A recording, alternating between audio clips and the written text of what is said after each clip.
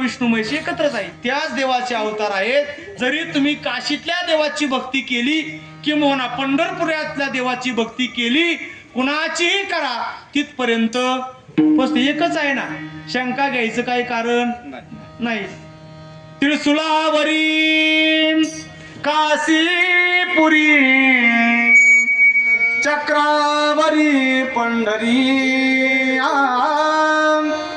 चक्रावरी पंढरी दोन्ही सारिखे सारिखे विश्वनाथ विठ्ठल सखी दोन्ही सारिखे सारिखे विश्वनाथ विठ्ठल सखी. त्रिशूलावरी काशीपुरी चक्रावरी पंढरी, चक्रावरी पंढरी दोन्ही सारिखे सारिखे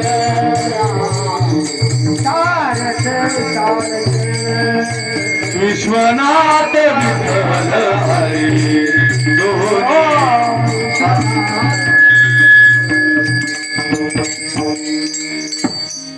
एका विभूतीचा गोळा, एका कस्तुरीचा टिळा,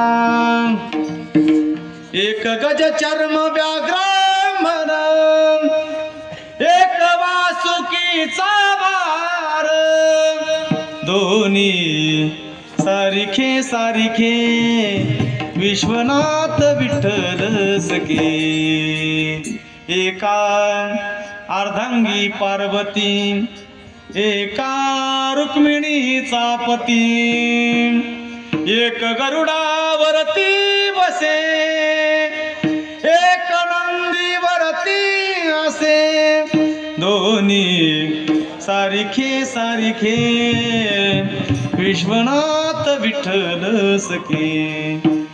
एका जनार्दनी हरिहारा, एका वेलांटीचा फेरा, किती एका वेलांटीचा फेरा दोन्ही सारिखे सारिखे. किती फरक आहे, फक्त वेलांटीचा फरक आहे. म्हणजे दत्तात्रय भगवान साक्षात विष्णूचाच अवतार आहे, महेशाचा अवतार आहे, ब्रह्मदेवाचा अवतार आहे. असे दत्तात्रय भगवंत आजच्या दिवशी जन्माला आले. फुलं काय टाकू नका लगेच, मी सांगल तेव्हा टाका. दत्तात्रय भगवंत जन्माला आले. आल्याच्या नंतर दत्तात्रय भगवंत हे कसे आहेत तर पूर्ण अवतार आहेत. एकनाथ महाराज म्हणतात निर्गुण असणारा परमार्थ भगवंत त्या ठिकाणी काय झाला, आकाराला आला. पण आकाराला येत असताना पूर्ण आकाराला आला. अभंगाचं शेवटचं चरण.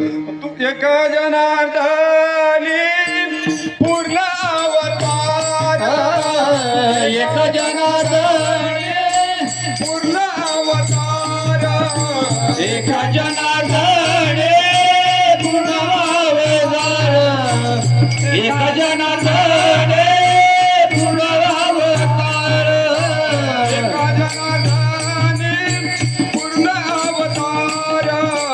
एक जनार्दनी पूर्ण अवतार, एक जनार्दनी पूर्ण अवतार, एक जनार्दनी पूर्ण अवतार,